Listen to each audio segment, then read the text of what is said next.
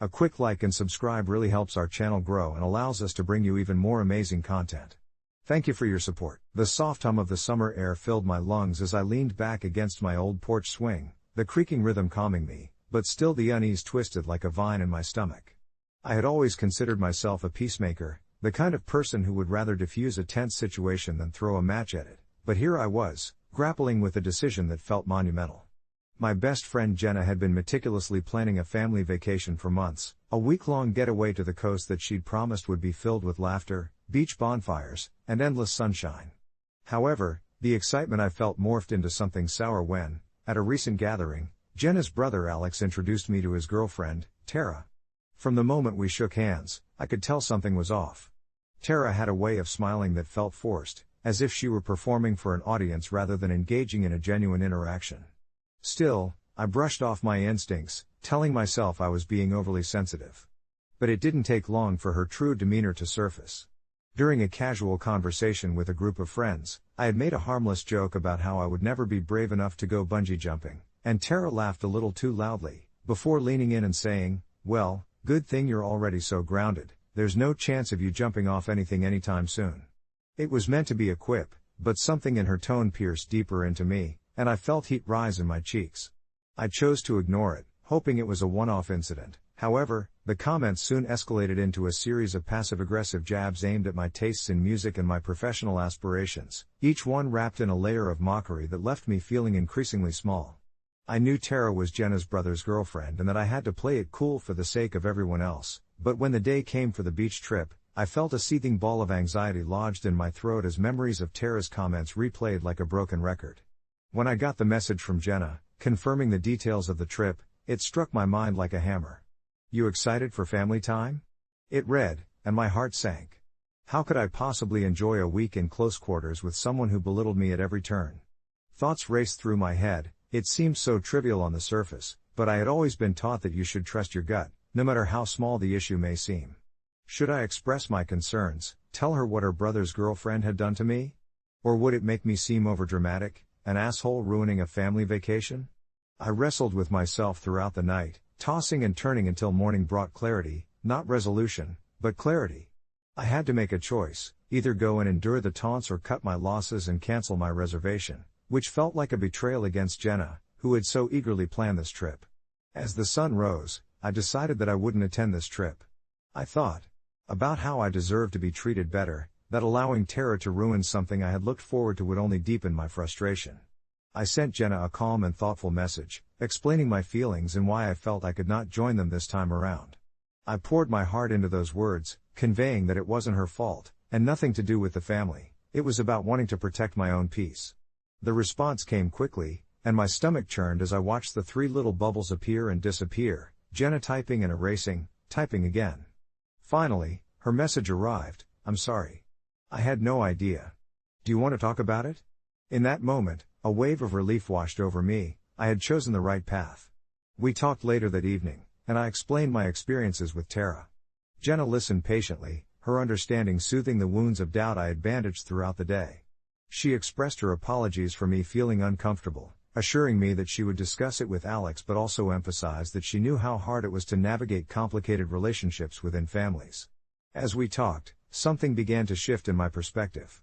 Perhaps Jenna wouldn't harbor resentment towards my decision after all, and with that thought came a mix of gratitude and sadness. It felt liberating in a way I hadn't anticipated. We ended our conversation with a casual promise to hang out soon, just the two of us. A few days later, I received a call from Jenna. "You won't believe this," she began with a laugh. After talking to Alex about Tara, he broke up with her. Apparently, she had been treating him that way too. Her voice cracked with laughter, but it wasn't malicious. It was clear Jenna found humor in the situation and validation in my choice to step away. As I hung up, I realized that I hadn't been the asshole I had feared becoming. I had done something brave, established boundaries. Sure, not everyone would understand my decision to skip the trip, but it felt undeniably right. I couldn't help but reflect on how sometimes prioritizing your own well-being could lead to a happier outcome than you'd ever expected, and as I settled back into my swing, the summer air cradled me like an embrace, reminding me that I had made the right choice. My story echoed in the quiet of my thoughts. Speaking up was an act of self-love. As the last rays of the sun dipped below the horizon, casting golden hues across the sky. I let the stillness of the evening wrap around me like a comforting blanket. The tension from earlier in the week, those heated moments filled with uncertainty and anxiety, slowly began to dissolve into a mere backdrop of distant anxiety, allowing for introspection to take center stage. It was strange how life could shift so abruptly. One moment I was gearing up for what I thought would be a joyful family vacation with friends, and the next, I was choosing personal boundaries over chaotic gatherings that had become tinged with past grievances. I had known Sarah and her family for years. We shared countless gatherings, laughter-filled dinners, and holiday celebrations. Their home was a second family to me, yet the arrival of Jake's girlfriend, Mia, had changed the atmosphere entirely. She was charming enough to sweep her way into their circles, but beneath that veneer, I had sensed a thickness, a harshness I couldn't quite grasp until she unleashed her venomous remarks directly at me.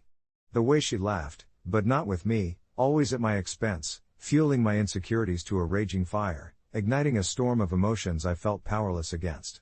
The night I confronted her, my nerves buzzed with anxiety, but a flicker of determination pushed me through. I stood up for myself, only to be met with condescension and mockery, a cacophony that echoed in the corners of my mind long after the conversation ended. The vacation had felt like an ultimatum. Either I pressured myself to endure another week of harassment disguised as humor, or I chose to walk away. But it was more than just a stressful week away. It was a reflection of a greater truth I'd been unwilling to acknowledge until now. I had convinced myself that I was hypersensitive, that maybe my reactions stemmed from personal insecurities rather than a genuine threat to my emotional well-being, but with every snide remark I recalled, I learned that my discomfort was valid. I deserved peace. Settling into my porch swing, the gentle creaking brought my mind back to the fleeting moments of boldness I'd felt when I finally said no. It felt as if a weight had lifted, and I marveled at the idea that sometimes, brave actions can spur waves of change we never expected. The afternoon breeze tangled playfully with my hair, carrying the scent of blooming flowers, and I grinned slightly, realizing that the warmth didn't just come from the setting sun but also from within my heart, a sense of freedom. I was finally free from the expectation that dictated how I should feel or act around people who did not respect me. The sun disappeared, casting the world into a soft twilight, and I settled into the stillness, letting the sounds of the night surround me. A distant thunder roll reminded me that storms could come, whether they were weather-related or within our relationships, and I realized something deeper, that it was okay to sometimes choose the calm solitude over the chaos, even if it meant stepping away from the people I loved. Before I knew it, my mind wandered to the possibility of how Sarah might react. She was the glue of our group, and I worried she would be disappointed or upset that I was skipping out. But what I knew with certainty was that I had put myself first, and for once, the discomfort of saying no transformed into the relief of being true to whom I had become. The night offered a sense of resolution, wrapping me in an almost dreamlike embrace, begging me to turn inward and reflect. I settled deeper into the swing, feeling the rhythm of life around me lull my thoughts into a soft hum. Perhaps tomorrow would bring new revelations and a deeper understanding of how to navigate relationships moving forward. As sleep beckoned, I found solace in the quiet and the decision I had made, a reminder that self-love doesn't just mean indulging in things that make you happy but also means having the courage to say enough is enough. And with that comforting thought in my mind, cradled by the feathery embrace of the summer night, I surrendered to the soft whisper of sleep. The days that followed were a gentle blur, a harmonious blend of quiet moments and the mundane rhythm of daily life. It was remarkable how, with my newfound clarity, even the simplest of routines felt more vibrant. My morning coffee tasted richer, the sunlight pouring through the window seemed warmer, and even my interactions with friends became more fulfilling. I reveled in this feeling, sinking deeper into the comfort of my own company, though a slight twinge of worry tugged at the edges of my contentment. Sure, I had been resolute in my decision to skip the family vacation, but there was a lingering thought that perhaps my friend had seen it as a betrayal rather than a necessary boundary. I could only imagine the conversations that buzzed among her family. They were close-knit, and I knew my choice wouldn't have gone unspoken. As the end of the week approached, I received a message from my friend, a simple "Hey, can we talk?" And I felt a familiar knot tighten in my stomach. It felt as if the air had thickened, wrapping around me like a heavy blanket. I hesitated, finger hovering over the screen as I contemplated my next move. What could she want to discuss? Would she confront me about my decision, or would she still be understanding? I took a deep breath, recalling the peace of that summer night, reminding myself that I was not only allowed to advocate for my own well-being but that I should cherish my needs in the same way I cherished my friendships. When we finally met up at our usual cafe, the one with the checkered tablecloths that always felt homey despite how tucked away it was from the bustling main street, my heart raced. She was already seated, her brow furrowed as she fiddled with the napkin, and I felt a rush of regret wash over me at the sight of her distress. I slid into the seat across from her, searching her eyes for clues, wanting nothing more than to dissolve the tension that lined the air between us. "Hey," she started, her voice soft yet laced with unease. "I've heard some things." And just like that, I felt my heartbeat quicken. She launched into the conversation, revealing whispers of concern from her family, comments that I was being unreasonable or selfish. Deep down, I expected this kind of fallout. It was a reflection of how affectionately they all seemed to regard one another, but I also found a flicker of disappointment creeping in as she relayed their sentiments. "I just wish you could have talked it out with us, you know? I thought we were on the same team," she murmured, her eyes dim reflecting confusion. In that moment, I felt a rush of emotions surge through me, anger, guilt, and a tinge of sadness. I wanted to lash out, to explain how her brother's girlfriend's behavior had threatened my peace, that my choice wasn't born of spite but of necessity. Yet her hurt was palpable, and I could sense my need to defend myself was clashing with the urge to reassure her. "I understand how it might seem," I began slowly, choosing my words with care. "But I had to protect myself. The way she treated me, it wasn't right. I tried to reach out to you, but every time I did, it felt like there was more tension, and I truly did fear what being around her would mean for me." For a moment, silence fell between us. I watched her shoulders relax slightly as she processed my words, and although I wished desperately for a way to bridge the gap that had formed, I held my breath, hoping that understanding would find its way between us. Eventually, she lifted her gaze, and there was a soft vulnerability in her expression. "I wish you had just told me everything sooner," she said, her voice trembling slightly. "None of us are perfect, and I don't regret wanting to include you. I guess it just hurt hearing you weren't coming along. I'm always grateful for friendships," I thought as we talked, pained in the moment yet intertwined in a kind of healing I hadn't expected. While she didn't outright apologize for her family's words, nor could I expect her to, we both recognized a pathway back to each other, one paved with honesty and understanding. As we navigated through our feelings and learned how to express our vulnerability, I felt the weight begin to lift from my chest, replaced by the flicker of something warm and familiar. We spent the rest of that afternoon laughing over shared memories and even exchanging stories about our most awkward moments.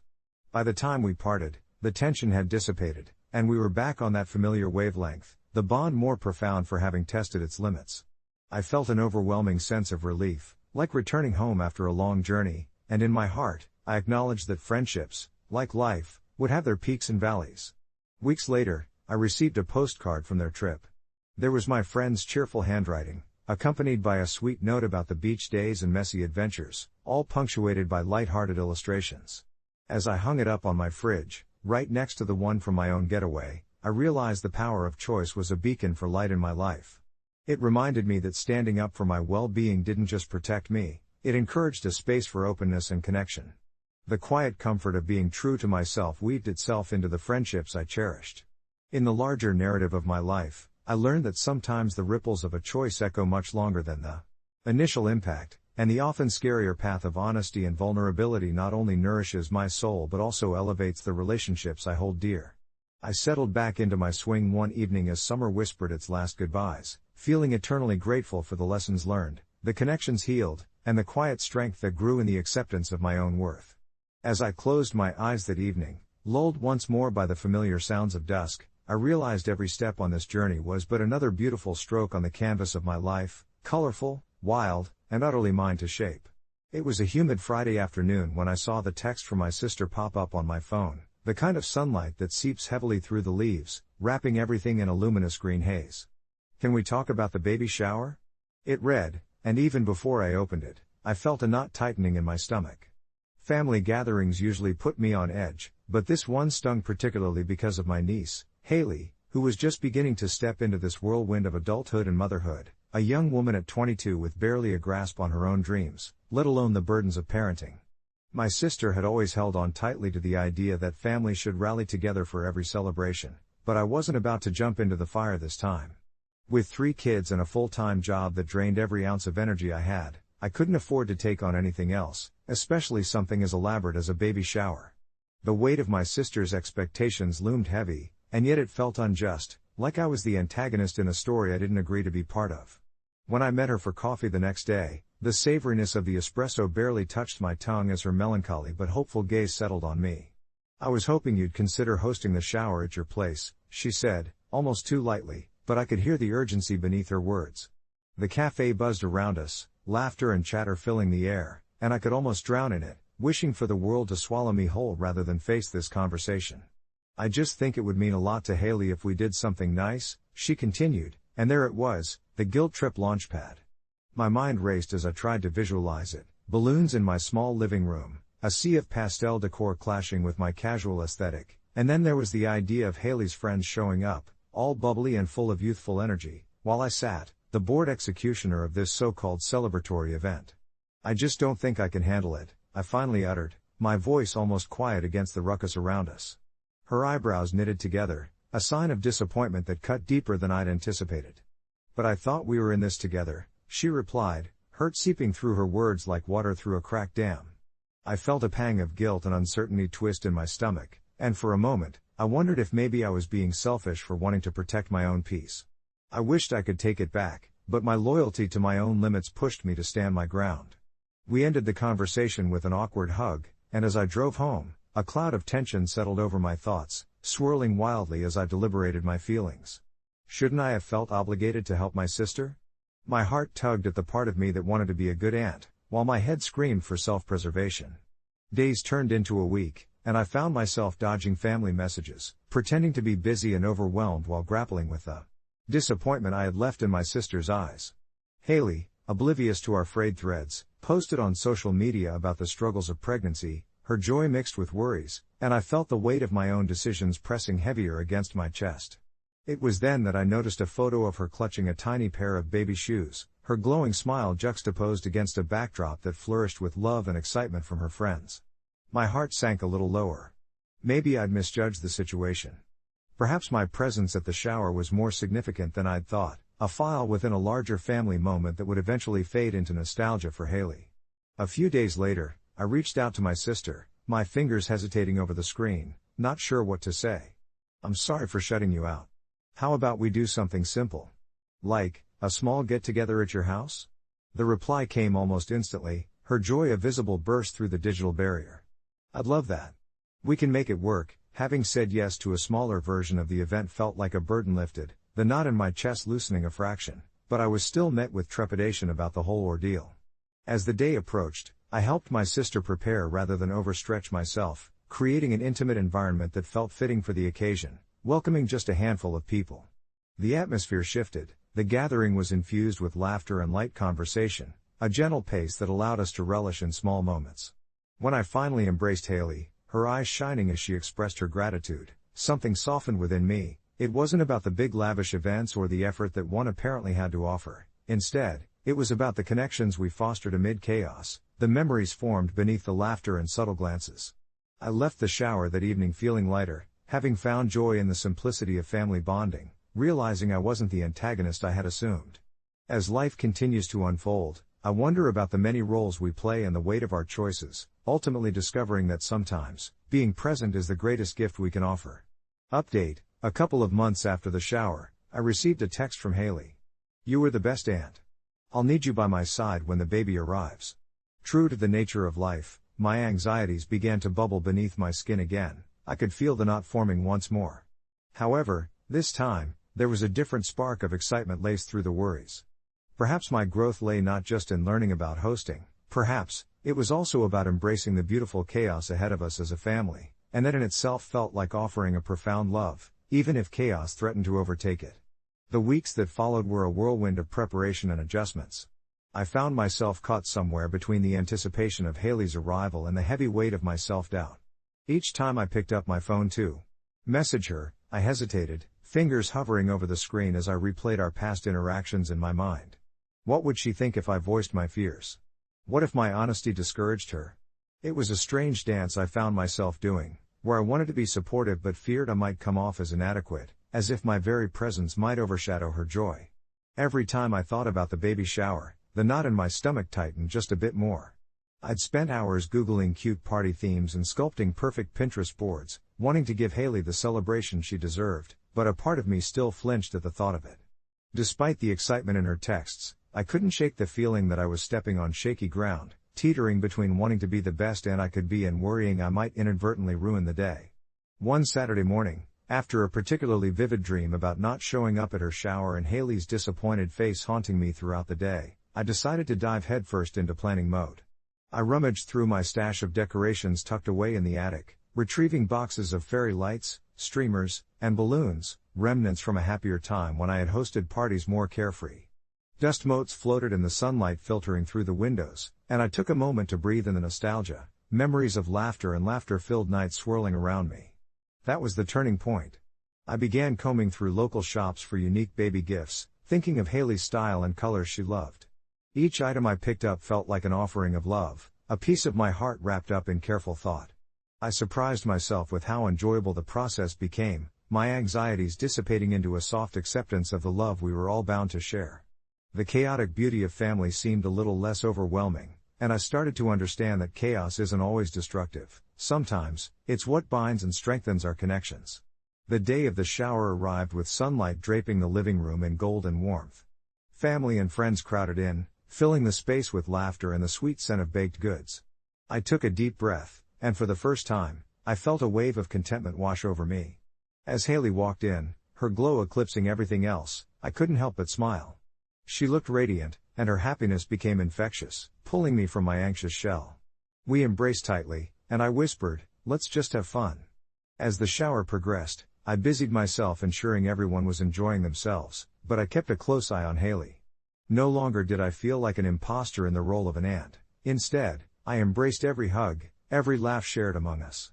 When Haley opened her gifts, her eyes sparkled brighter than I had ever seen.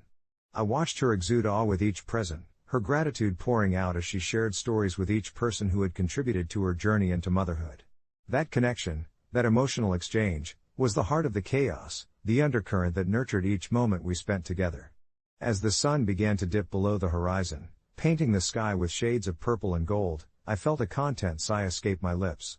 I had not only helped organize a memorable day, I had also rekindled my sense of belonging within the family, reconnecting me with an identity I had almost neglected. Haley caught my gaze and, with a beaming smile, whispered, "Thank you for everything." In that moment, all my previous doubts seemed to evaporate, replaced by the warmth of our bond. In the weeks that followed Haley's shower, I embraced our family's evolving dynamics.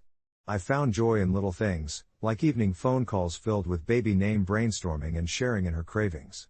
Each conversation brought me closer to that little being who hadn't even arrived yet but already held such a special place in our hearts. As Haley eventually entered motherhood, the beautiful chaos I had once feared became a familiar dance of endless affection and unexpected moments. I wasn't just her aunt anymore, I was an active participant in her life and her child's, relishing the highs and comforting her through the lows. One evening, a few months after the shower, I laid in bed reflecting on my journey, tapping my fingers gently against my pillow. The knot that had once felt so constrictive was now just a gentle reminder of my growth. Perhaps being an aunt wasn't about perfection but about presence, sharing laughter, standing in support, and never shying away from the beautifully tangled web that is family. And as I drifted off to sleep that night, I left behind all doubts, embracing an open heart for whatever lovely chaos would come next, welcoming the new chapters that awaited us all. As the weeks rolled on, I found myself swept up in a rhythm, one that intertwined the mundane with the miraculous, the simple moments with the monumental milestones of Haley's pregnancy. I remember a particular afternoon when I stopped by her place to drop off some groceries. The spring sun poured in through the kitchen window, casting a warm glow over everything, and I was immediately struck by how vibrant she looked. Her pregnancy was sculpting her, transforming her into an even more radiant version of the girl I once watched dream of starting her own family. We sat at her small, round table over steaming cups of herbal tea, each sip grounding me more into this new, familial role I was learning to embrace. With every chat we shared, small ripples of vulnerability merged with laughter, weaving an intricate tapestry of connection that brought us even closer. Haley, with her wide, expressive eyes, would recount her fears about motherhood, the worry lines settling more frequently on her brow as her due date approached. I listened intently, nodding in recognition of the depth of her feelings, echoing my own reflections of inadequacy that had bubbled over. During the shower planning, it made me realize how much our experiences, though different, had a common thread woven by love, expectations, and a hint of self-doubt. One particularly rainy evening, as I scrolled through social media, I came across a post from my sister announcing that they had decided to throw a welcome home party for little Charlie, Haley's baby. The planning began shortly after, turning into a flurry of messages and ideas bouncing back and forth among our family group chat. It struck me then how exhilarating it was to actually be involved, to step out of my old self-doubt and dive into this new role of active participant in our shared family rituals. I volunteered to handle decorations, recalling my knack for arranging flowers and crafting small centerpieces that felt meaningful. The excitement of collaboration sparkled in our exchanges, and for the first time, I felt a sense of belonging in the chaos. As the day of the party approached, I became wrapped up in a flurry of creativity. I remember waking up at dawn, with birds chirping outside my window, my mind already racing with ideas. I gathered twinkling fairy lights, soft pastels of streamers, and, of course, a small burst of blooms that I'd hand-picked from a nearby farmer's market. The actual day finally arrived, filled with laughter, chatter, and the lure of sweet baby scents wafting through the air. I could feel an unmistakable blend of joy and vulnerability wrapping the room in warmth. Right before the guests arrived, I caught a moment with Haley in the dimness of the dimly lit hall. We stood shoulder to shoulder, glancing at the spread we had prepared, a cozy blend of homemade pies, cupcakes, and her favorite herbal-infused punch. "I can't believe how much we've grown," she said, her voice a mixture of joy and sincere disbelief. I remembered the girl who had texted me that I was the best aunt and smiled, thinking about how far we'd come together. As laughter echoed around us, I embraced that knot of emotion in my chest, now a soft reminder of the love that had filled the air between us. At one point during the gathering, I noticed different family members darting around the room, sharing their own stories and discussing the joys and challenges of parenthood.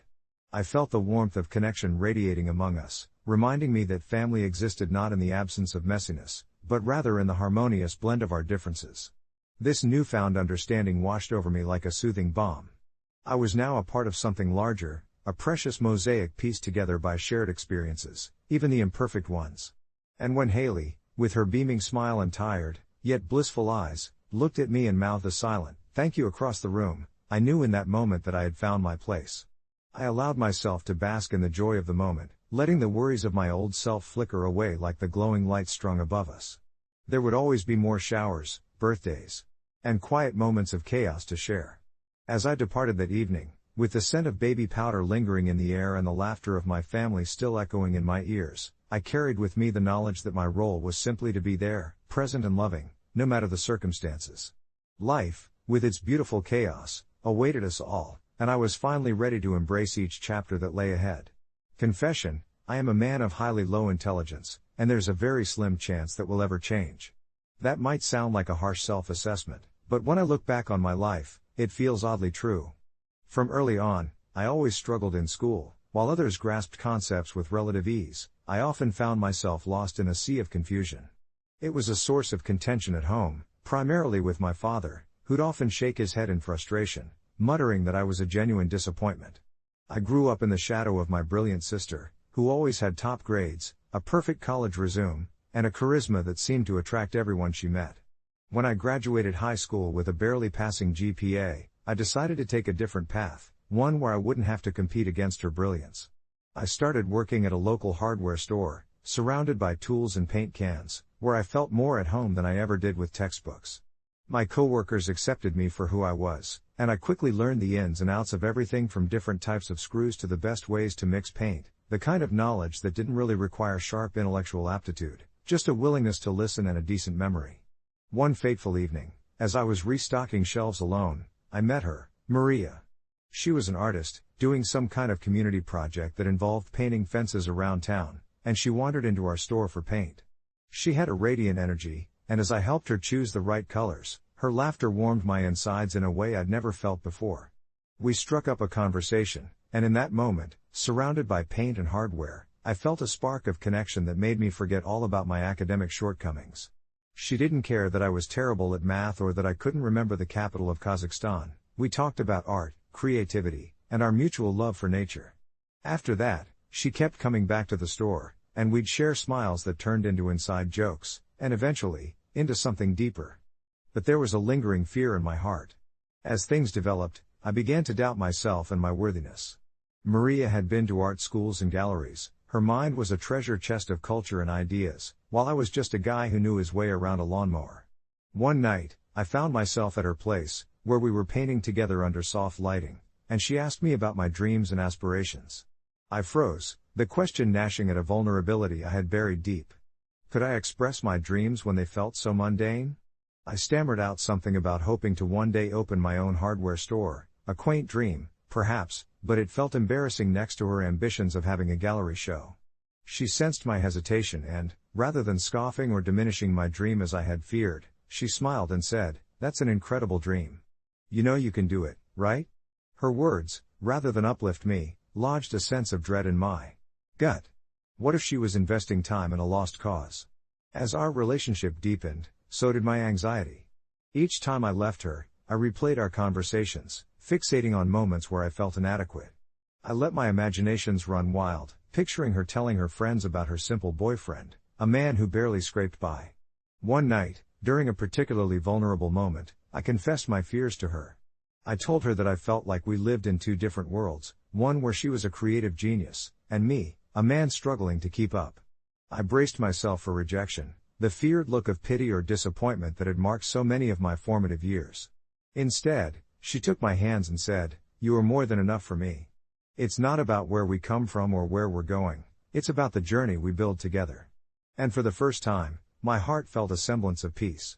Months passed, and I threw myself into the things I loved, working at the store, painting with Maria, and learning to embrace my creativity alongside hers.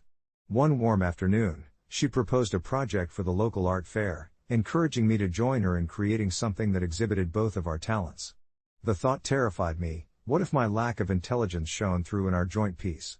But somehow, I found a glimmer of hope in her vision. Together, we crafted a piece that merged practical elements with artistic flair, making a whimsical garden sculpture from discarded tools. The day of the fair arrived, and standing beside her, I felt an overwhelming sense of pride, not just in our creation but in who I was becoming.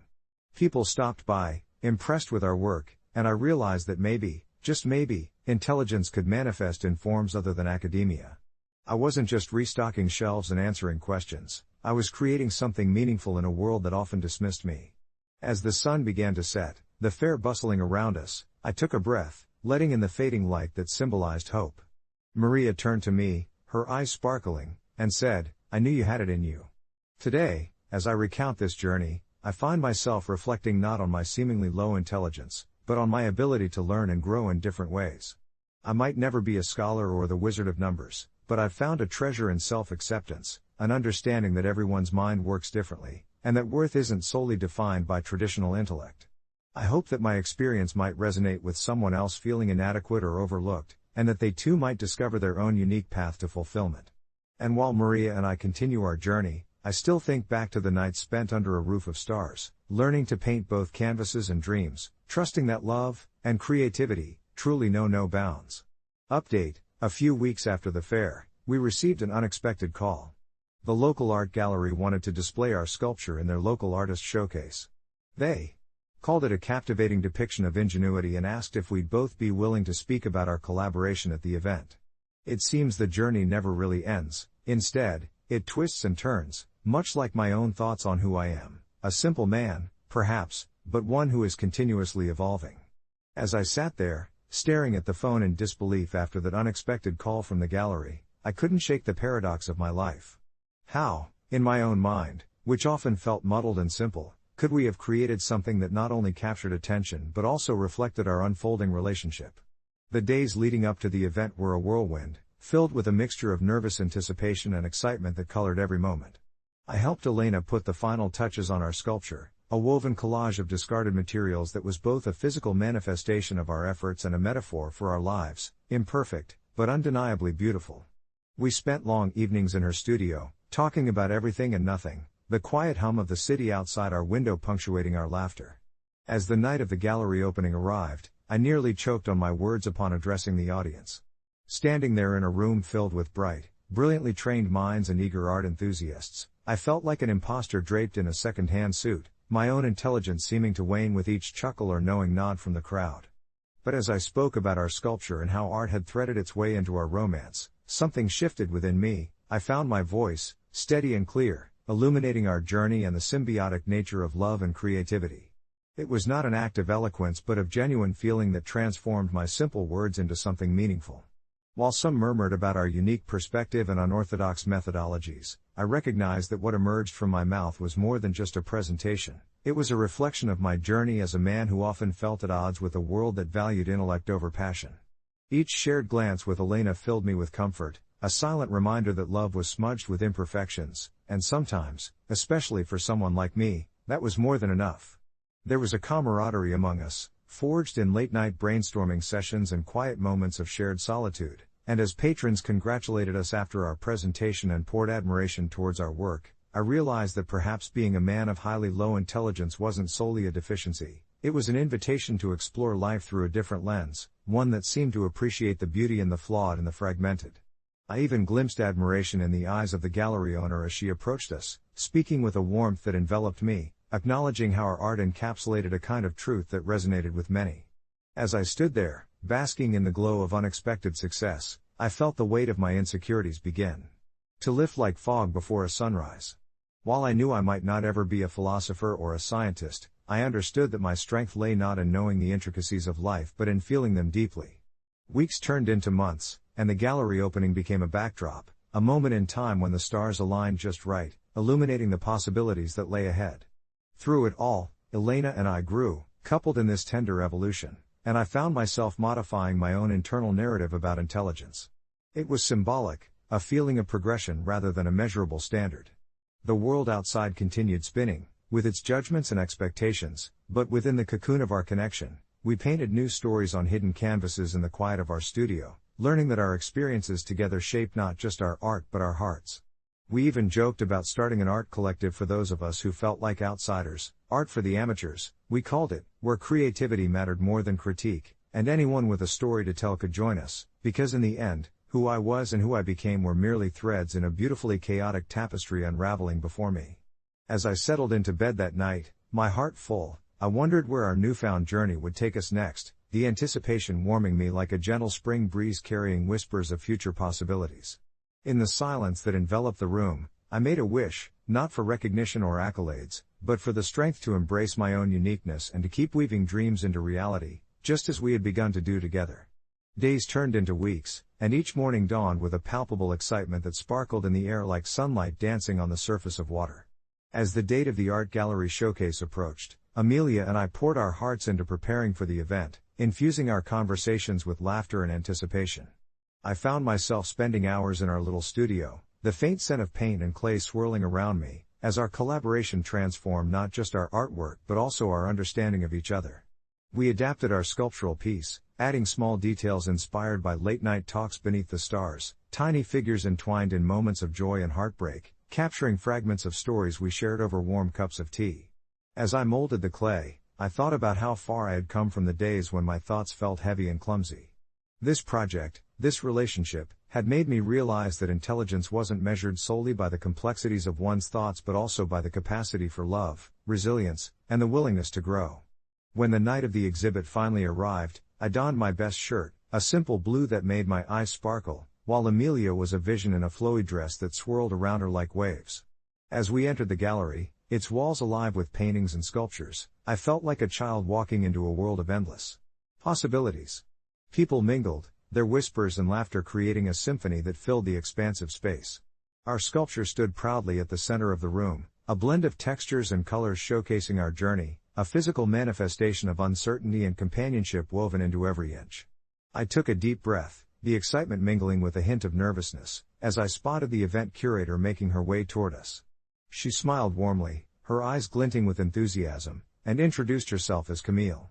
"The energy you both have together is inspiring," she said. "Your work embodies something deeply human." In that moment, my heart fluttered.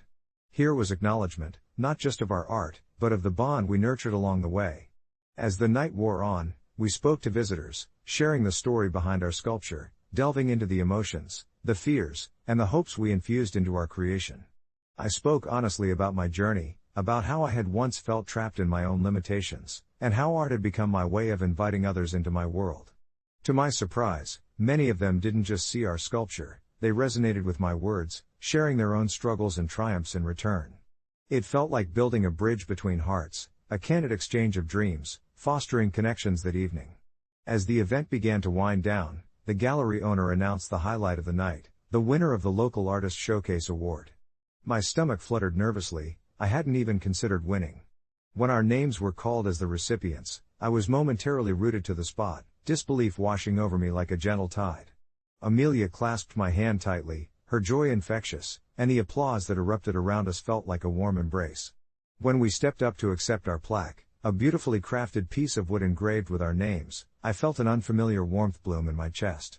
I took a deep breath, gathering my thoughts, and I spoke from my heart. This isn't just our accomplishment, it reflects the journey we dared to share.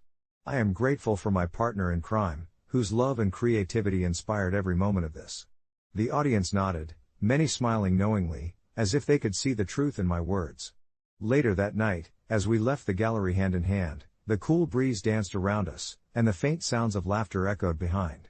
Amelia turned to me, her cheeks flushed with happiness, and said, "We did this together." I admired her, feeling a rush of gratitude for her unwavering support and our shared dreams.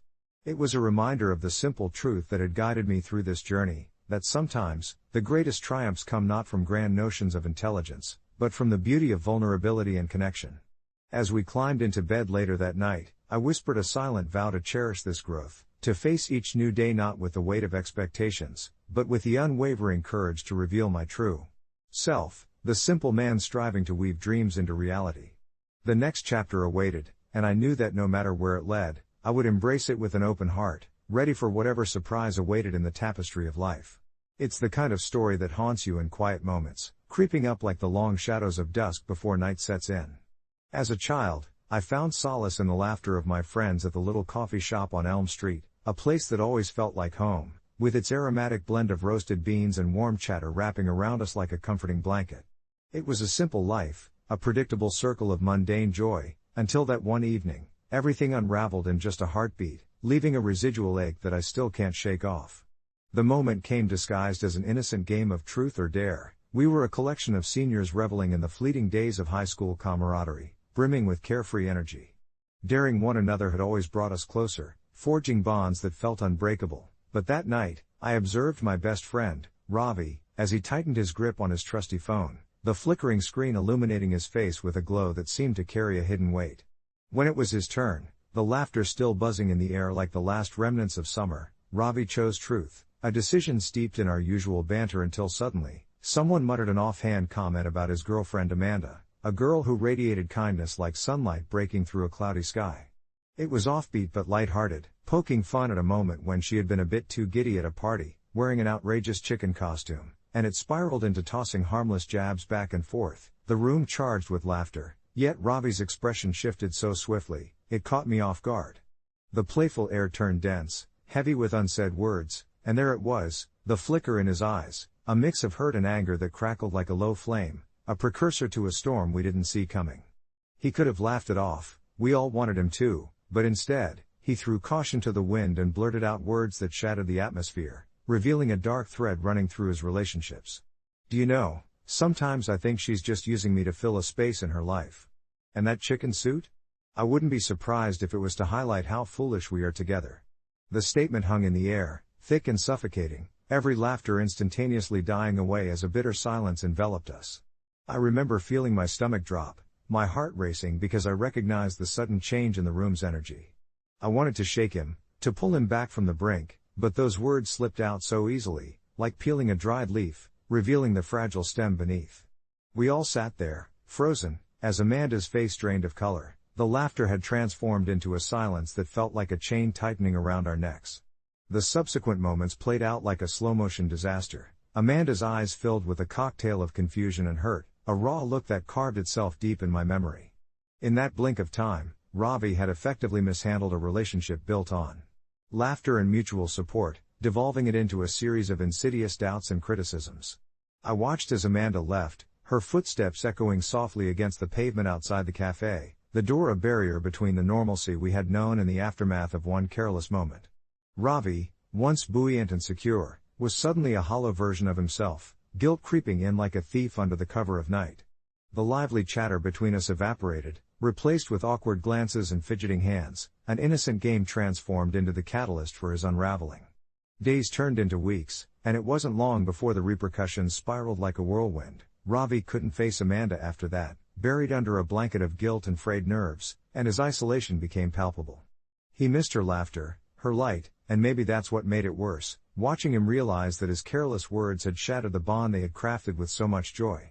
I remember sitting beside him in our usual booth, the shadow of that night lurking between us, like an unwanted guest, as he stared out the window, lost in a different kind of game. Friends tried to reach out, tried to talk to him, but he retreated further into himself, crafting barriers where there once were connections. I wrestled with my own emotions, feeling helpless, wishing I could rewind the past and snatch those words from the air like fluttering leaves caught in the wind. As time went on, I noticed that the laughter we once shared transformed into whispers behind closed doors, and eventually, Ravi drifted away from the circle entirely, a ghost to the faces he once knew. The realization struck me heavy, like the turning of a page that would never be read again. In just a matter of minutes, he not only ruined a relationship but also splintered his sense of self and our friendship, as if he'd unwittingly untied a knot that bound our lives together. Reflecting on it now, I can't help but wonder how different things might have been had he chosen a different path that night, had he opted for a lighter dare instead of bearing his insecurities and fears. In this quiet wrinkle of my memory, Ravi's story serves as a subtle reminder of the power words hold, their potential to uplift or pierce through the fabric of our lives, demonstrating how swiftly life can change when we least expect it, leading to inevitable reflections on what we hold dear and the fragility of our connections. As for Ravi, well, he eventually reached out to me on a rainy evening several months later, after countless days of silence, stating simply, "I hope she'll forgive me," and in response to those words, I found myself still hanging tight to the echoes of laughter, forever wishing for a reunion over that familiar cup of coffee. I could only nod, realizing that sometimes, restoring those broken bridges takes time and effort, and perhaps, a willingness to confront the truth we buried under layers of regret. As the droplets danced rhythmically against my window that night, I couldn't shake the memories of the last time Ravi and I had met, echoes of laughter and shared stories still lingering in the corners of my mind.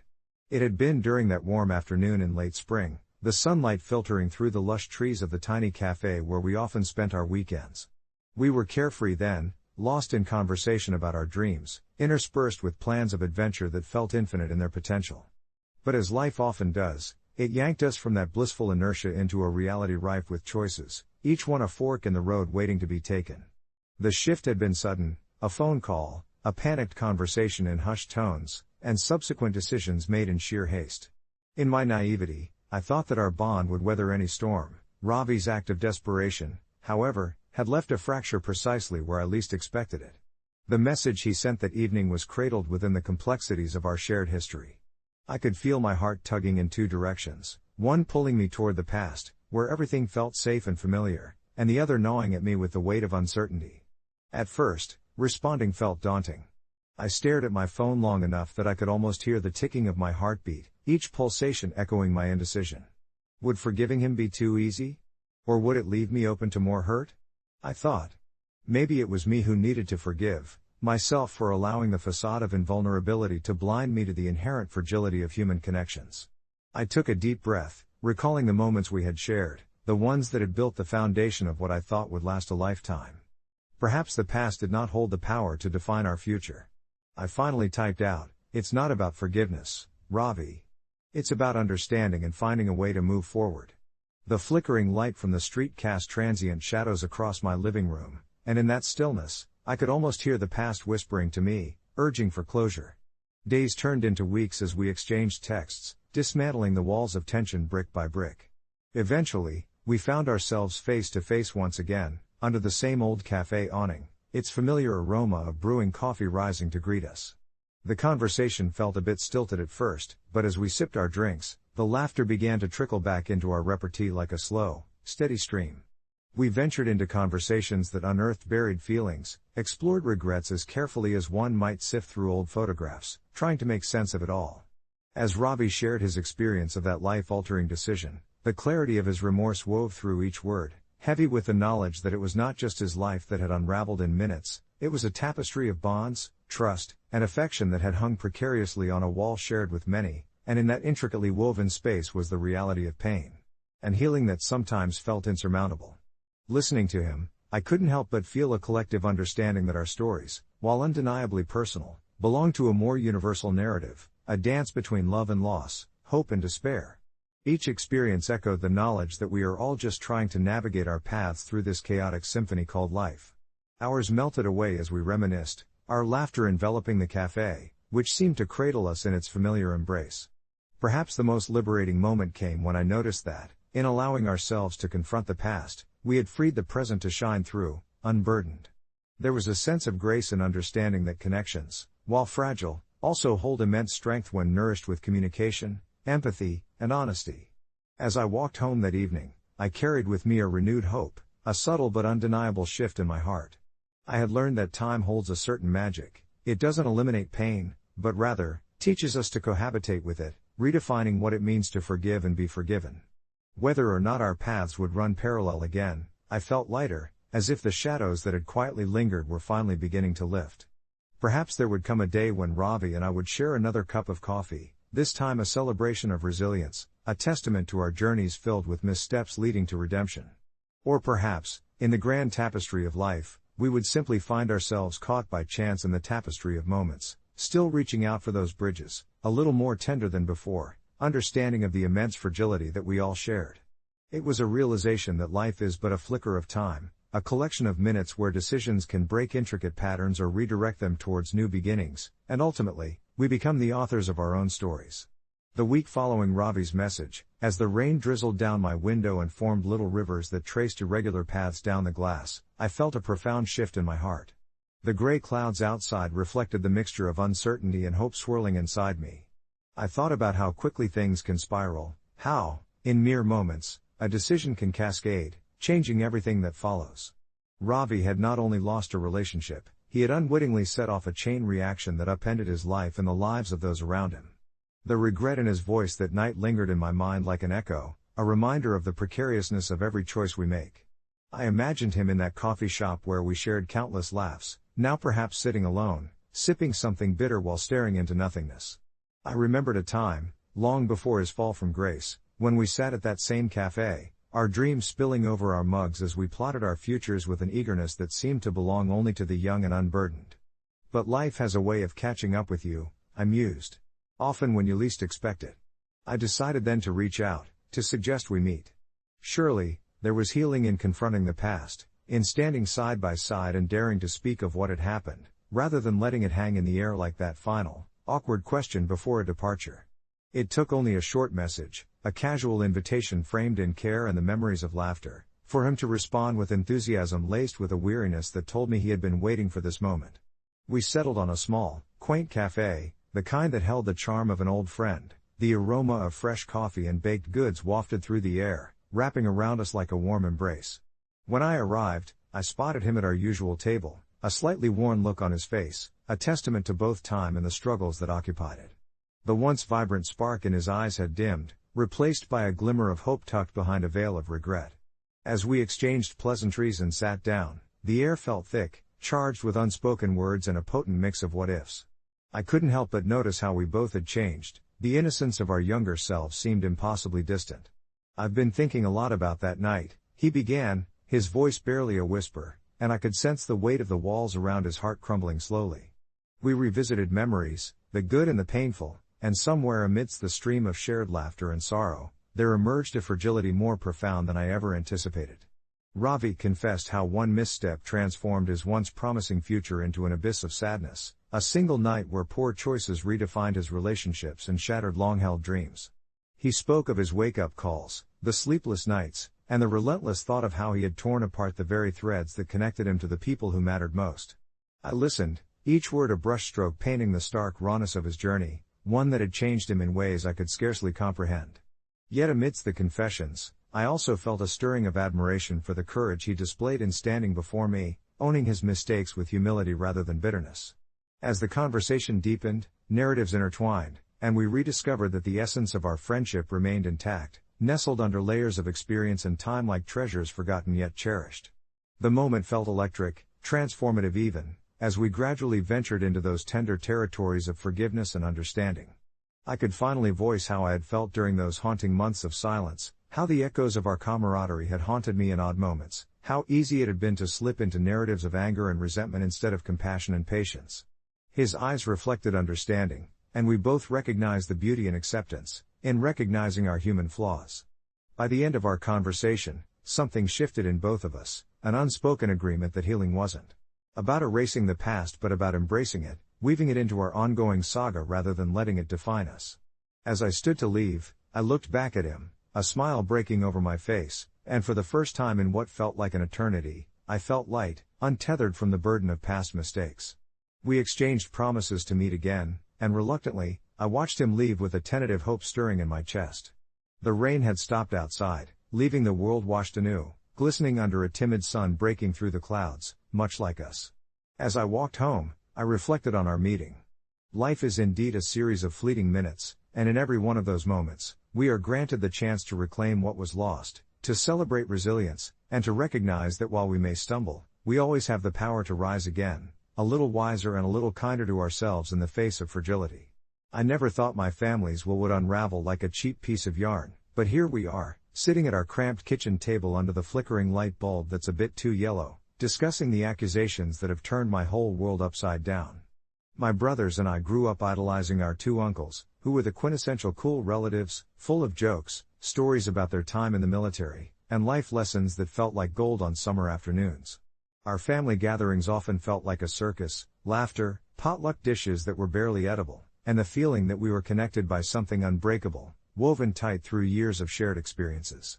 But as my parents aged, the family dynamics began to shift in unsettling ways.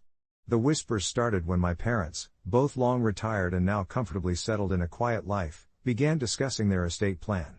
It had never been something I paid much attention to until my dad casually mentioned to me one evening while we were cleaning up after dinner that he and my mom had decided not to leave any significant inheritance to our uncles, which was a shock to hear. "We worked hard for what we have," he said, and I could tell he was a little offended that his brothers would presume otherwise. It made sense, right? After all, our family's financial struggles back in the day were no secret, and to think they might expect something now felt like a betrayal. But who was I to carry this burden? Then came the day it all changed. The kitchen remained silent, the kind of silent that presses heavily against your chest, until my older brother, Jason, unexpectedly burst in with the kind of energy reserved for someone who has just discovered the cure for a long-standing disease. He proclaimed he had heard from one of his friends about my Uncle Mark planning a family reunion and was hellbent on incorporating discussions about inheritance into the festivities. It felt crass to me, the idea of talking about money amongst all the laughter and nostalgic reminiscing, but it was as if I were in a play where I could either choose to speak my lines or just freeze on stage, utterly paralyzed by the impending drama. In my heart, I knew I should tell them, but the thought of being the one to drop that bomb was unbearable. Days passed, each one heavier than the last, while I kept my secret, debating whether to alert my uncles or to let them assume that something profound would come their way.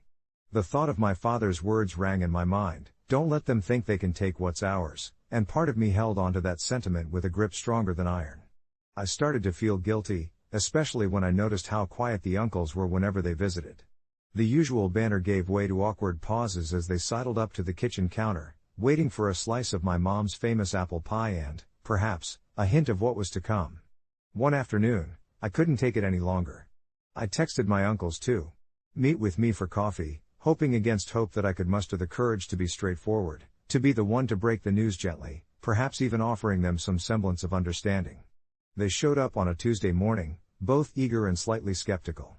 The cafe was quaint, light flooded through the large windows, and as soon as we sat down, I found myself staring at the cup of steaming coffee in front of me, their expectant eyes glancing between me and the pastry display.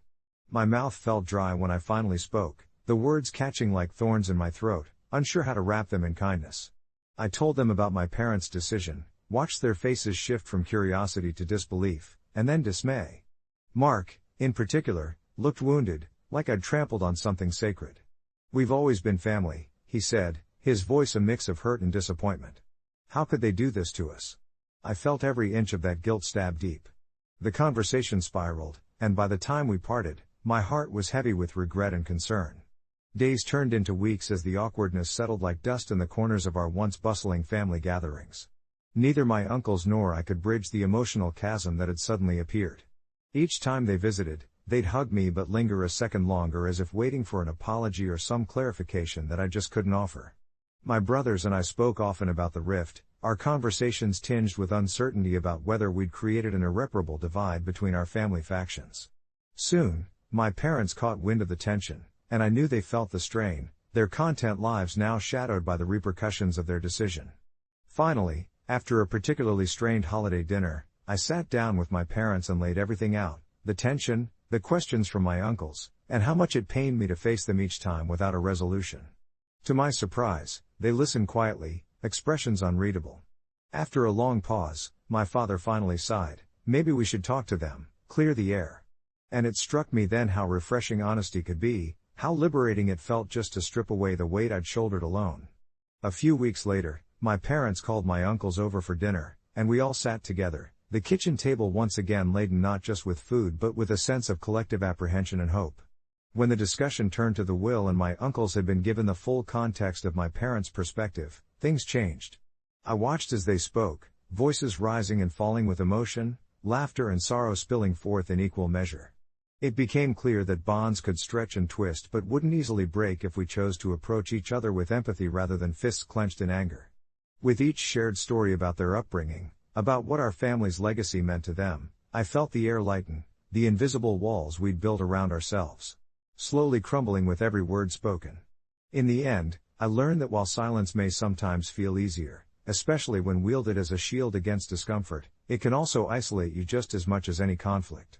I realized that navigating family relationships, especially in the wake of hidden truths, demanded courage, a courage that often welcomes growth rather than resentment. As we settled into genuine conversation, I felt hope sprout anew. My family wouldn't just survive this, we'd find a way to thrive, learning to hold conversations that resonated with love and honesty. Even the hiccups along the way served a purpose, reminding us how valuable our connections truly were, especially when seasons of rediscovery were closer than we dared to believe. Update: a few months later, things have transformed completely. Our family reunions now feel almost like rebirths, where laughter mingles with open conversations, and we hold space for one another. My uncles even started a family project with my dad, turning an old shed into a community tool library for our neighborhood. It's beautiful, surrounded by greenery, echoes of chatter, and the sense of purpose we've created together. Who knew the truth could intertwine rather than tear us apart? Life isn't perfect, but every single gathering now feels so full of light, and I'm filled with gratitude for the journey. It's hard to sum up the feelings that swirl within me when I think about how things have changed. I remember the first family gathering after the truth spilled out into the open like the last drops of a long overdue rain. There we were, gathered in Grandma's backyard, a place that had been both sanctuary and battleground in my memories. The air felt electrified with a mix of apprehension and hope. It was the first time since our family dinner when everyone knew the narrative had shifted. I could see my uncles, eyes darting between the familiar, old family photo frames, shadowed memories, and the unfamiliar, a canvas of new experiences we were now creating together.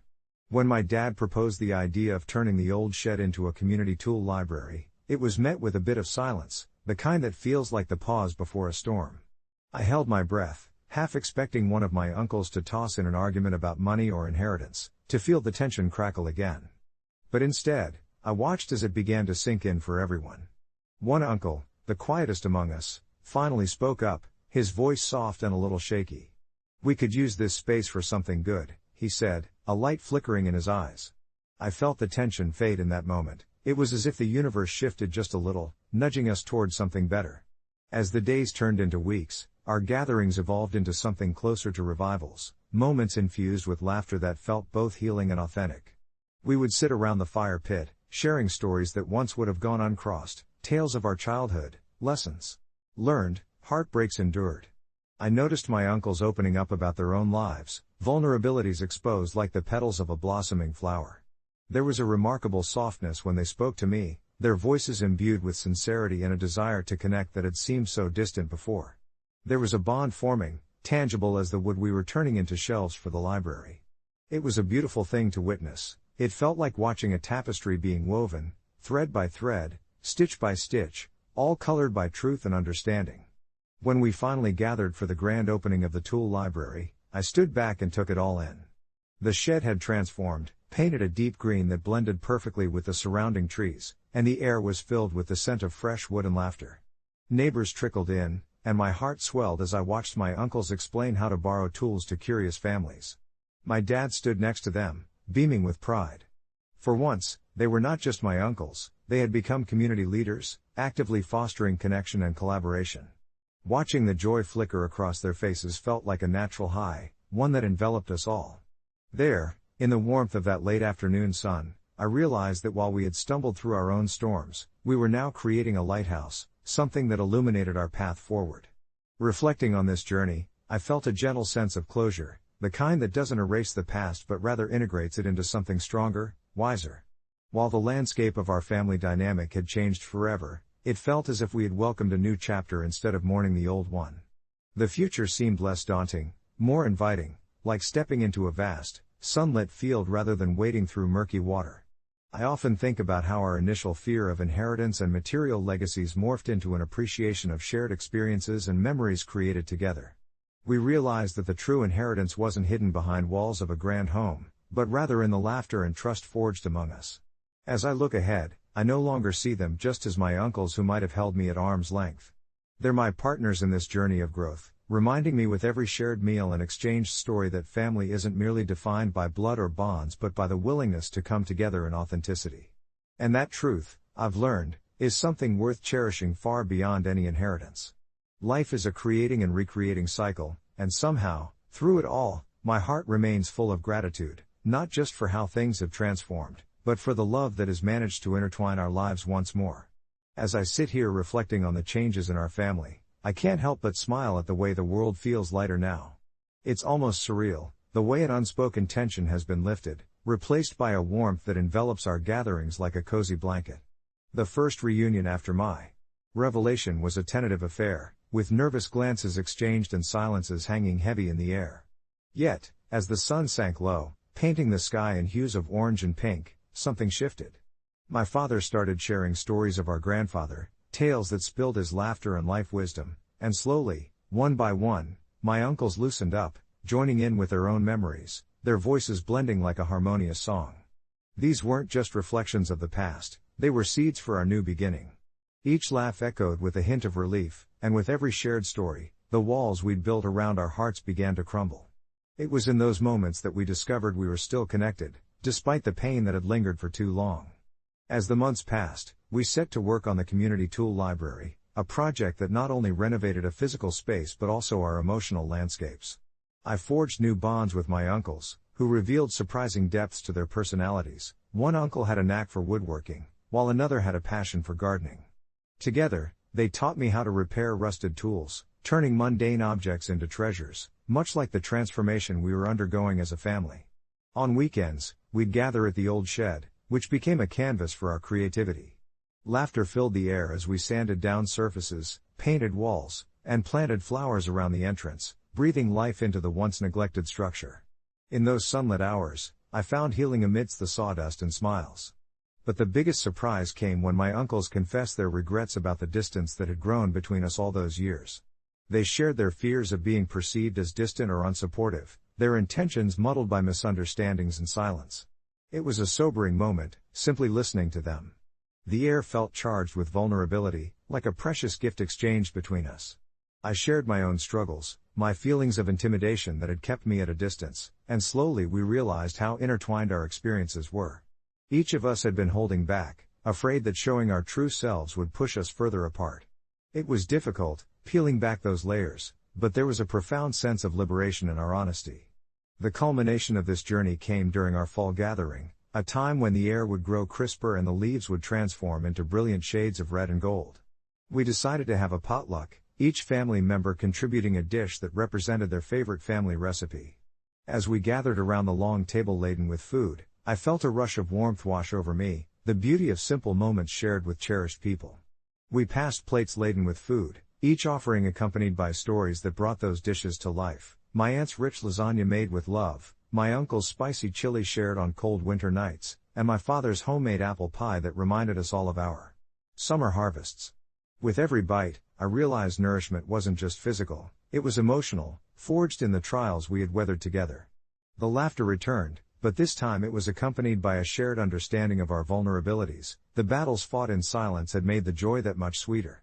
And as the sun set, casting a warm glow through the trees, it felt like a real celebration, not just of the food but of us, Our journey towards authenticity.